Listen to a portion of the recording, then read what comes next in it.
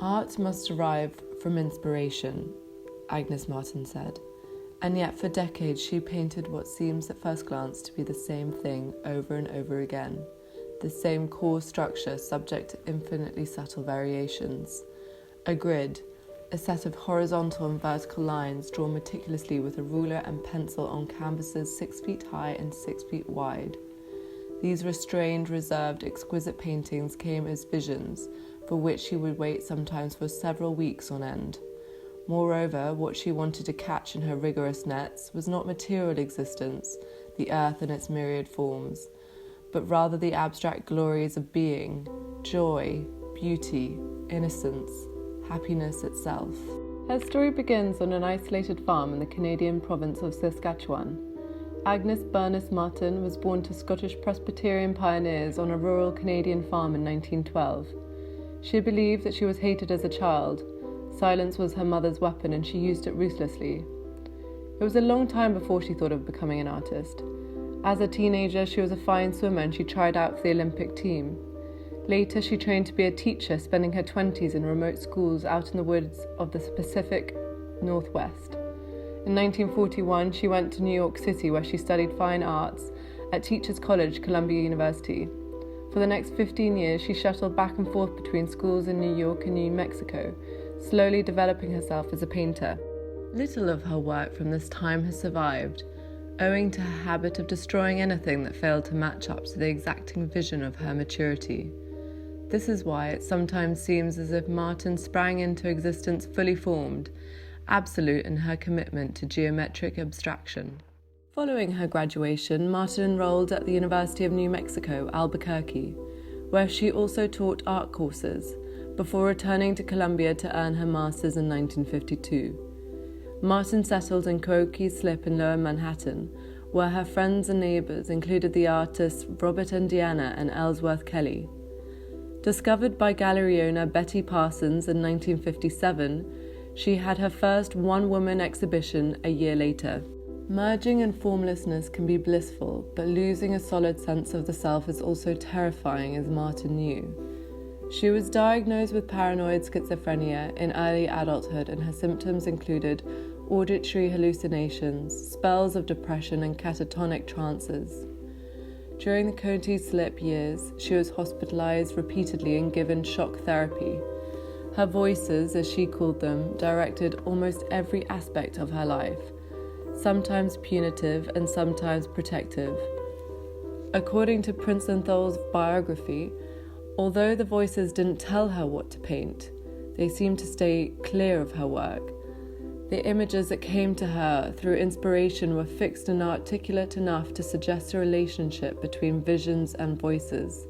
She heard and saw things that others didn't. Agnes Martin's lifelong dedication to simplicity of mind was perhaps attained by the artist's own compelling singularity. Her approach to both life and work was as austere as it was vivid.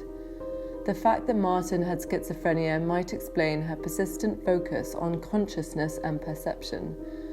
Their meticulous geometries had intense effects on the viewer.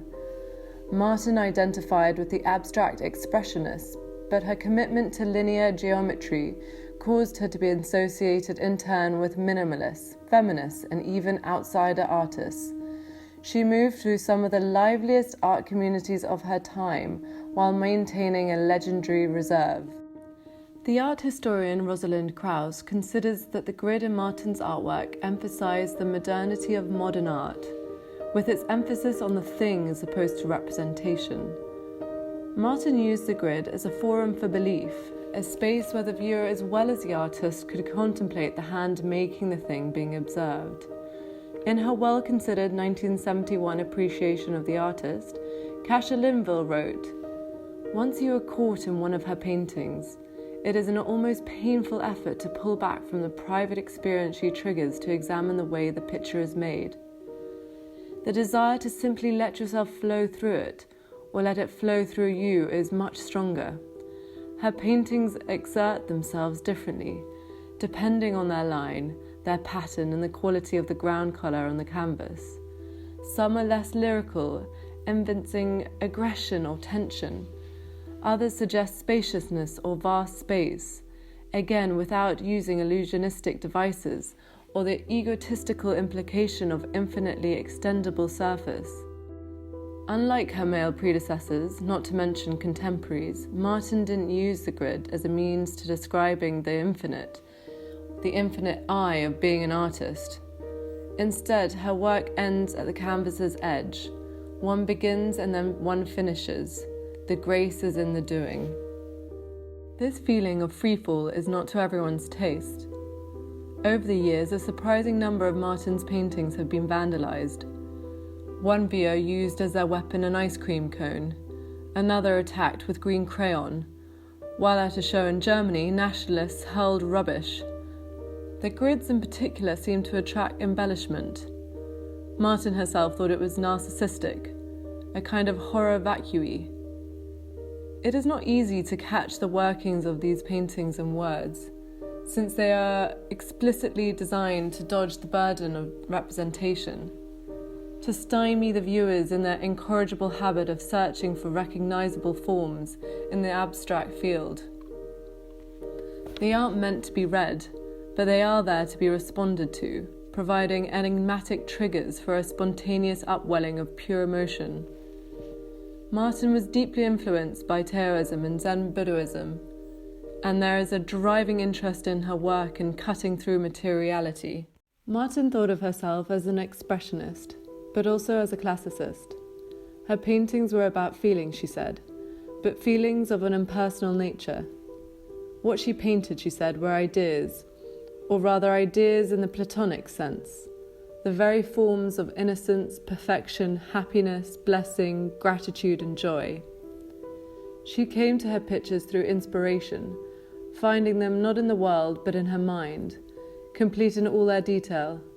She then scaled them up to the size of her favourite format, a square, 6 feet by 6 feet, in her last year's 5 by 5, calculating the proportions by means of a cumbersome ad hoc arithmetic, according to the rules of her own devising. The possibilities of Martin's material elements throughout her artistic production were dedicated to produce precise formal structures. Martin used cotton duck as her primary fabric support until 1960, and then transitioned to fine quality linen. While it is tempting to attribute this shift to her increasing prominence as an artist, which allowed her to choose higher quality of fabric, her occasional use of cotton duck into the 1960s also suggests an engagement with the support that is predicated on texture, colour, movement, and weight, rather than availability or cost. Martin's paintings are often assumed to have little texture, in part because she often selected canvases of different textures and weights for her paintings. This process can release sizing applied during the manufacture supports, causing individual fibres to swell and stand up from the surface. Martin stopped painting in 1967 and left New York. For the next 18 months, the painter travelled around the US and Canada in a pickup truck. At the end of 1968, beginning of 1969, she resettled on a mesa outside Cuba, New Mexico, before building a home and studio in Galisteo, where she lived the rest of her life without radio, television, or newspapers. A world's babble was a distraction from sharpening one's vision. Though the artist's works are highly regarded, critically celebrated, and held in the permanent collections of museums around the world, getting a handle on her life has been a difficult enterprise. Martin was fiercely private. She destroyed earlier works, actively discouraged the publication of monographs about her art, and made friends swear that they would not talk about her after her death. For Martin, absolute freedom is possible. We gradually give up things that disturb us and cover our mind, and with each relinquishment we feel better. It is all too easy to dismiss the work of minimal abstractionists as clinical and unemotional, but look again. Martin's paintings aren't about squares or lines or grids. They are about our very existence, our struggle to find joy.